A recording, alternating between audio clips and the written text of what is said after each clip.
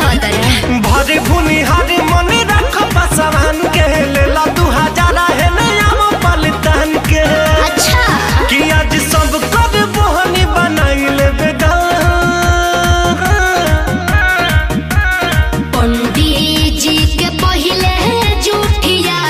ले बेदा ऐसन का गीता का तबाही ले बेदा बुझल का कहलू पंडित जी के पहले